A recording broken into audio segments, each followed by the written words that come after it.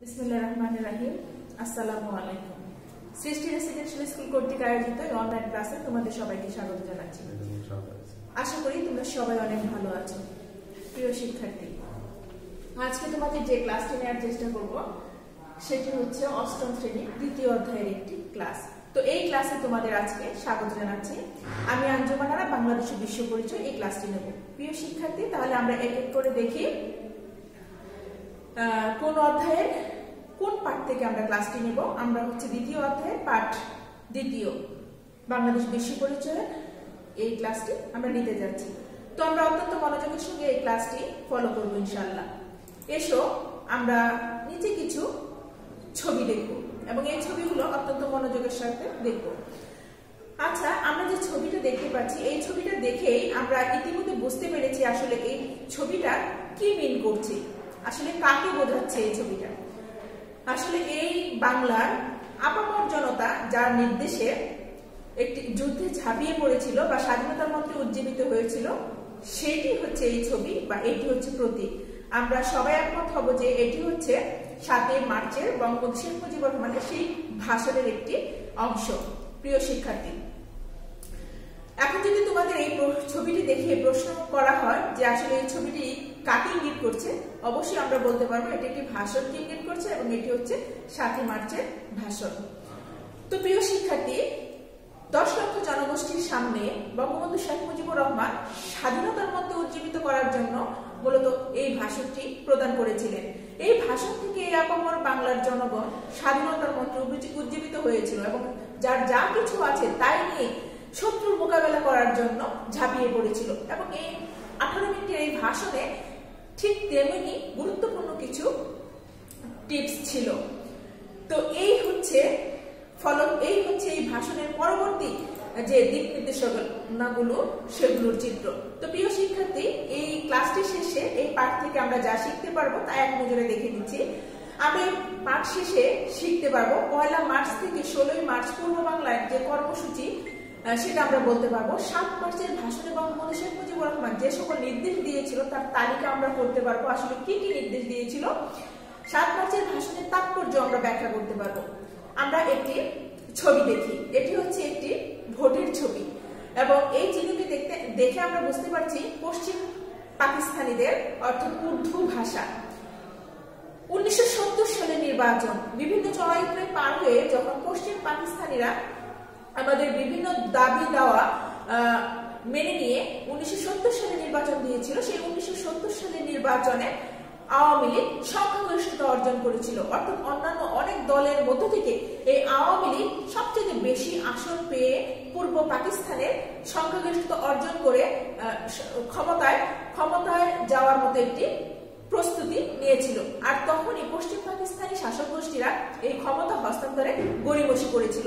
আমরা যদি এই ভোটের একটা চিত্র দেখি তাহলে আমরা দেখতে পাবো মোট প্রাপ্ত আসন হচ্ছে 167। তার মধ্যে থেকে পূর্ব পাকিস্তানে এই 1970 সালে সাধারণ নির্বাচনে 160টি আসন অর্জন করেছিল আওয়ামী লীগ। তাহলে কতই না বিপুল ভোটে জয় হয়েছিল, কতই না জনগণের সমর্থন নিয়ে এই আওয়ামী লীগ এই দলটি তৎকালীন সময়ে ক্ষমতায় যাওয়ার চেষ্টা করেছিল বা জনপ্রিয়তা অর্জন করেছিল। কিন্তু পশ্চিম পাকিস্তানিদের কুচক্রের কারণে বা বিভিন্ন মহলের কুচক্রের কারণে এই দলটি আর ক্ষমতায় যেতে পারেনি।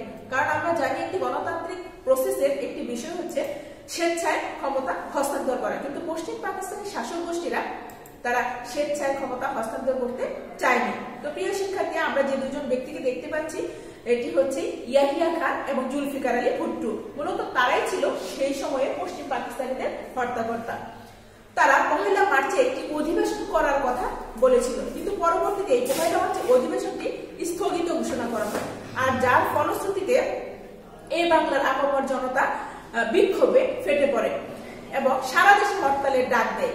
এবং 2 মার্চ ডাকসুর নেতৃত্বে ঢাকা বিশ্ববিদ্যালয়ে প্রথম বাংলাদেশের পতাকা উত্তোলন করা হয়। এই সেই চিত্র, এটি হচ্ছে প্রথম বাংলাদেশের মানচিত্র খচিত পতাকা যেটি ঢাকা বিশ্ববিদ্যালয়ে প্রথম উত্তোলন করা হয়। তো প্রিয় শিক্ষার্থী, আমরা ইতিমধ্যে অনেকগুলো ছবি দেখছি এবং এই ছবিটা দেখে আমরা বুঝতে পারছি আসলে এটি কার ছবি। এটি হচ্ছে ইয়াহিয়া খান। যখনই ঢাকা বিশ্ববিদ্যালয়ে বাংলাদেশের মানচিত্র খচিত একটি পতাকা উত্তোলন করা হয় তখনই মূলত পশ্চিম পাকিস্তানের শাসক গোষ্ঠীরা বুঝে গিয়েছিল এই বাংলাকে দামানো সম্ভব নয়।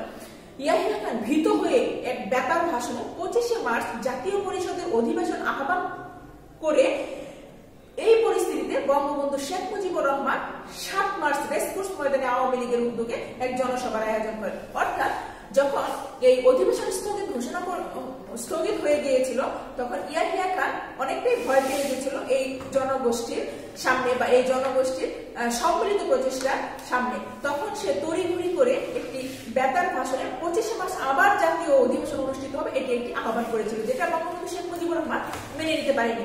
এই পরিস্থিতি পর্যবেক্ষণ করে বঙ্গবন্ধু শেখ মুজিবুর রহমান 7 মার্চে রেসকোর্স ময়দানে আওয়ামী লীগের উদ্যোগে একটি ভাষণের আয়োজন করেন। এই 1 মার্চ থেকে 6 মার্চ পর্যন্ত এটা নিয়ে জল্পনা কল্পনা শুরুর পর 7 মার্চে চূড়ান্তভাবে এই ভাষণের কর্মসূচিটা প্রদান করা হয়। তো প্রিয় শিক্ষার্থী, তোমাদের জন্য যদি একটি একক কাজ দেই তাহলে এটা হবে যে 1 মার্চ থেকে 6 মার্চ পূর্ব বাংলায় কি কি কর্মসূচি পালন করে। তো এইভাবে অনেকগুলো পয়েন্ট আমরা লিখতে পারবো আসলে 1 মার্চ থেকে 6 মার্চ পর্যন্ত পূর্ব বাংলা কি কি কর্মসূচি পালন করেছে। এখানে আমরা দেখেছি 2 মার্চে ঢাকা এবং 3রা মার্চে সারা দেশে হরতাল পালন করা হয়। একের পর এক তারা যখন বিভিন্ন সমাবেশ বাতিল ঘোষণা করতে লাগলো তখন এই পূর্ব বাংলার জনগণের মধ্যে একটি বিক্ষোভের সৃষ্টি হলো। এই বিক্ষোভকে একত্রিত করে বঙ্গবন্ধু শেখ মুজিবুর রহমানের একদিনের ডাকে 7 মার্চের ভাষণ অনুষ্ঠিত হয়েছিল 10 লক্ষ জনগোষ্ঠীর সামনে।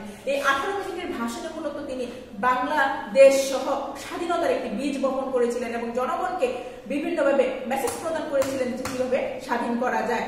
তো প্রিয় শিক্ষার্থী, আমরা যদি বঙ্গবন্ধু সেই ভাষণটির ভিডিও যদি আমরা দেখি তাহলে আসলে আমরা অনেকগুলো দেখতে পারবো। এখানে অনেক কিছু ভিডিও রয়েছে যেটা বঙ্গবন্ধু শেখ মুজিবুর রহমান 7 মার্চে বলেছিল। তো আমরা ভিডিও যদি নাও দেখি তাও আমরা বলতে পারবো যে এখানে বঙ্গবন্ধু শেখ মুজিবুর রহমান কি বলেছিল, যে এবারের সংগ্রাম আমাদের মুক্তির সংগ্রাম, এবারের সংগ্রাম আমাদের স্বাধীনতার সংগ্রাম। অর্থাৎ এই ভাষণের শেষের 2 বাক্যটি ছিল এরকম। এছাড়া মধ্যবর্তী সময়ে তিনি বলেছিলেন আমাদের যা কিছু আছে তাই নিয়ে শত্রুর মোকাবেলা করতে হবে, রক্ত যখন দিয়েছি রক্ত আরো দেব, তবু এই দেশকে স্বাধীন করে ছাড়বো ইনশাল্লাহ। তো প্রিয় শিক্ষার্থী, এবারে তোমাদের আসলে জোড়ায় কাজ দিচ্ছি, তারপরে জোড়ায় কাজটি দিচ্ছি পার্লামেন্টে যোগ দেওয়ার ব্যাপারে তিনি যে 4টি শর্ত দিয়েছিল সেই 4টি শর্ত, তিনি 4টি শর্তের মধ্যে একটি ছিল সেনাবাহিনীদেরকে ব্যারাকে ফিরিয়ে নিয়ে যাওয়া, এছাড়া আরো অন্যান্য শর্তগুলো ছিল। তো প্রিয় শিক্ষার্থী, আমরা এই 4টি শর্ত তোমাদের দিলাম। আসলে কি কি শর্ত দিয়েছিল তোমরা একটু খাতায় লিখবে, খাতায় লিপিবদ্ধ করে অবশ্যই মেসেঞ্জার গ্রুপে আমাকে দেখাবে। তো প্রিয় শিক্ষার্থী, এই ছিল তার ঐতিহাসিক ভাষণের কিছু গুরুত্বপূর্ণ কথা। ঘরে ঘরে দুর্গ গড়ে তুলো, রক্ত যখন দিয়েছি রক্ত আরো দেব, তবে এই দেশকে স্বাধীন করে ছাড়বো ইনশাল্লাহ। এই ব্যক্তিটির ঐতিহাসিক সেই ভাষণের কারণেই মূলত আমরা আমাদের এই স্বাধীনতার স্বাদ উপভোগ করতে পারছি। প্রিয় শিক্ষার্থী, বিভিন্ন খণ্ডখণ্ড চিত্রে আমরা এই এক ব্যক্তি থেকে হাজারো ব্যক্তির মধ্যে যে স্বাধীনতার স্পিরিটটি সঞ্চার হয়েছিল সেটি আমরা এই ছবির মাধ্যমে দেখতে পাচ্ছি। প্রিয় শিক্ষার্থী, এবারে তোমাদের দলগত কাজ দিচ্ছি। বঙ্গবন্ধু শেখ মুজিবুর রহমান বাংলার মানুষকে তিনি যে সকল নির্দেশ দিয়েছিলেন তার একটি তালিকা তৈরি করো। প্রিয় শিক্ষার্থী, আমরা আশা করছি মেইন বইয়ের সঙ্গে এবং এই ক্লাসটি সংযোজন করে পুরো অনেক সুন্দর একটি তালিকা তৈরি করতে পারবে। এবারে তোমাদের মূল্যায়নের পালা। বঙ্গবন্ধু কোন শব্দ ব্যবহার করে ভবিষ্যৎ নতুন নামকরণ করেছিলেন? সেটি হচ্ছে বাংলাদেশ শব্দ। তো প্রিয় শিক্ষার্থী, তোমরা আবার চেষ্টা করো কি শব্দ বলেছিলেন। ওকে, এবারে তোমাদের জন্য বাড়ির কাজ চলে আসছে। 7 মার্চের ভাষণকে বাঙালি জাতির মুক্তির সনদ বলা হয় কেন? প্রিয় শিক্ষার্থী, এটি হচ্ছে তোমাদের বাড়ির কাজ। অবশ্যই এটি বাড়িতে বসে এটি করার চেষ্টা করবে। কেন 7 মার্চের ভাষণকে বাঙালি জাতির মুক্তির সনদ বলা হয়? তো প্রিয় শিক্ষার্থী, আজকের এই ক্লাসটি এখানে সমাপ্ত ঘোষণা করছি। সে পর্যন্ত সবাই ভালো থেকো। খোদা হাফেজ। আসসালামু আলাইকুম।